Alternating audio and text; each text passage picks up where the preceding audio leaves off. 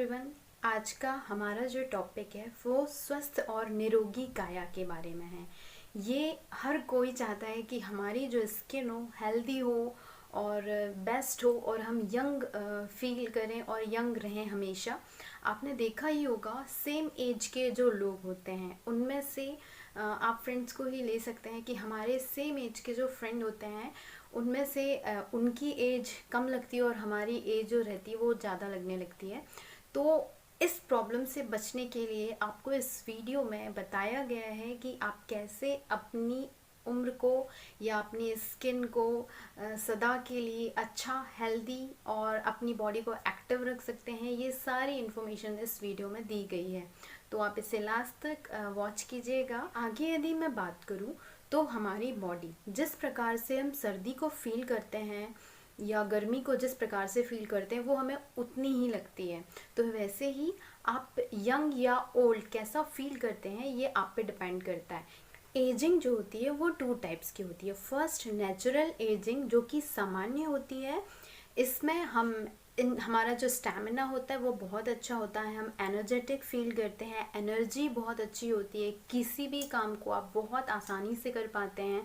तो ये एक प्रकार की नेचुरल एजिंग हो गई। सेकंड जो एजिंग होती है जो नेचुरल नहीं होती है, ये क्यों नहीं होती है? क्योंकि आपका वर्कआउट उस टाइप का नहीं होता है, आप लेज़ी फील करते हैं, आपकी फीलिंग बेटर नहीं होती है, वर्कआउट आप ज़्यादा नहीं कर पाते हैं, आपका डाइट वगैरह अच्छा नहीं होता है। तो ये जो है वो नेचुरल एजिंग के अंतर्गत नहीं आता है। इसके बाद यदि हम अपनी प्यूबर्टी एज के बारे में बात करें जिसे हम यौवन अवस्था बोलते हैं, इस एज में आपने देखा होगा 10th 11th के जो बच्चे होते हैं उनके फेस में पिंपल्स जो होते हैं वो पूरे फेस में जो रहते हैं वो निकलने लगते हैं।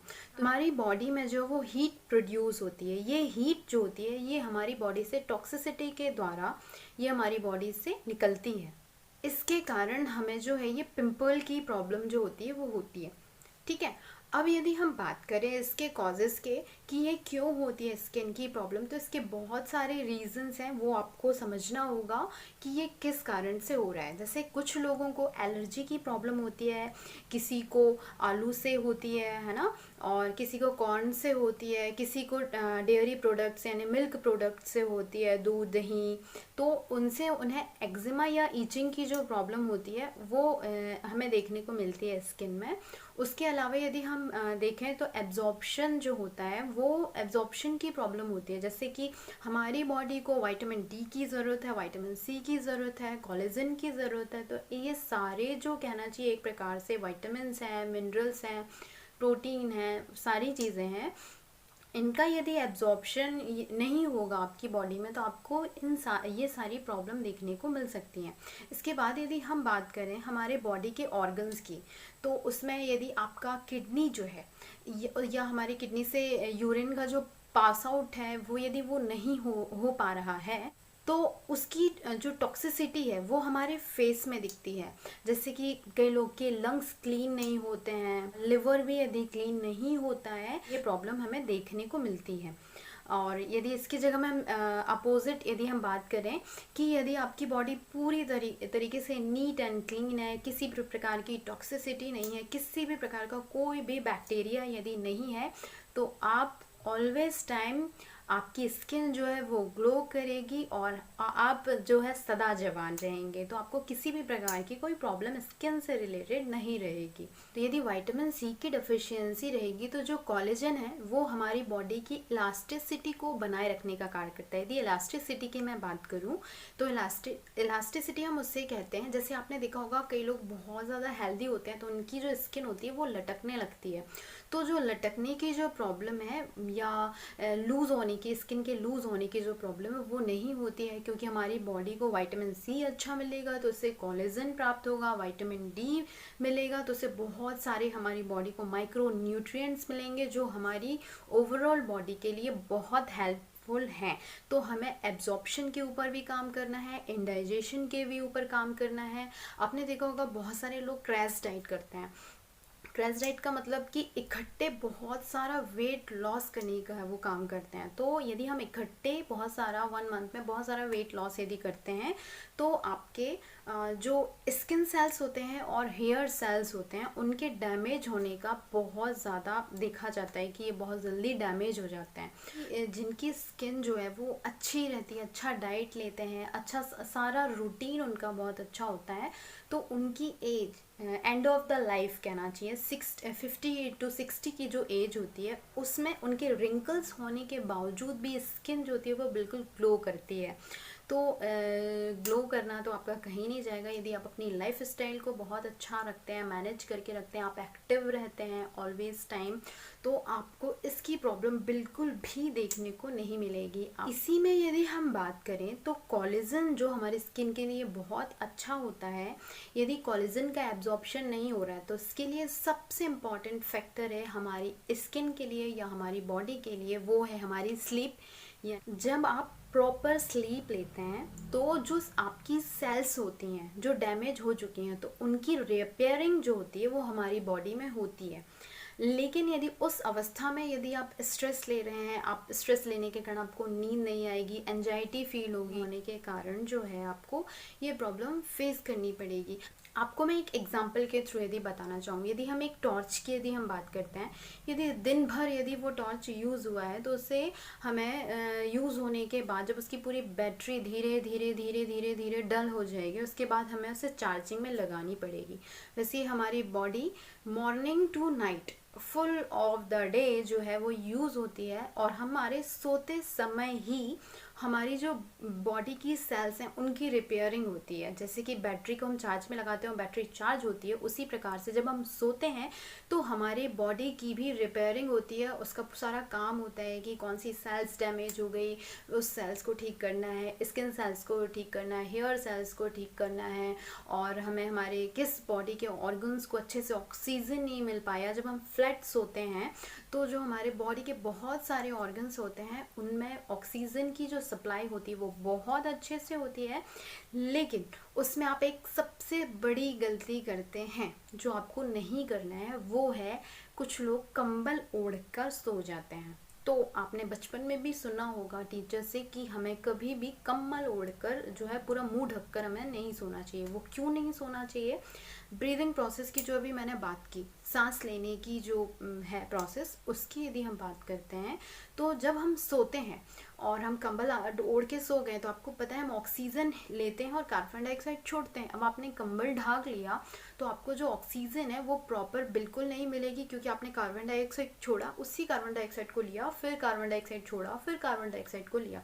आपका मुंह तो पूरा कवर है, आपको ऑक्सीजन अच्छी मिली ही नहीं, आपकी ब्रीदिंग प्रोसेस जो है वो अच्छी हुई ही नहीं। सारी चीज़ों के कॉम्बिनेशन से ही आपको रिजल्ट मिलेगा। लास्ट में यदि मैं बात करूँ तो डाइट की, आपको अपनी हेल्दी और ग्लोइंग स्किन के लिए आपको क्या करना है, क्या डाइट लेना है। सबसे पहले हम विटामिन्स और मिनरल्स की यदि हम बात करें तो आपको ये फ्रूट्स एंड वेजिटेबल से प्राप्त होगी, तो भरपूर मात्रा में फ्रूट्स एंड वेजिटेबल लें।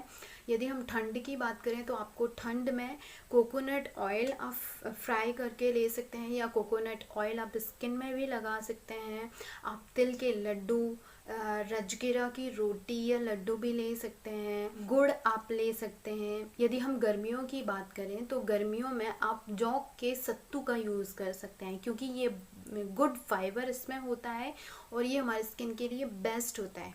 ठीक है, ये सारी जो चीज़ें मैं बता रही हूँ ये सारी चीज़ें हमारी बॉडी में कोलेजन का फॉर्मेशन करती हैं, और हमें जो है ओमेगा 3 जो है वो ओमेगा 3 भी लेना चाहिए, जो कि अलसी में पाया जाता है। तो आप अलसी भी बिल्कुल प्रेफर कर सकते हैं, घी में सेक कर अलसी ले सकते हैं। तो ये हमारी स्किन के लिए हेल्दी होती है, खाने के बाद आप इसे खा सकते हैं। आपने सुना होगा गोंद कतीरा, जिसे हम गोंद कहते हैं, जो लड्डू में डाला जाता है। तो ये गोंद भी जो है वो गर्मियों के समय में ज़्यादा खाई जाती है, तो इसका यूज़ कर सकते हैं आप। ये ठंडी होती है, जेली फॉर्म में होती है, तो ये भी आपके स्किन के लिए बहुत अच्छी होती है।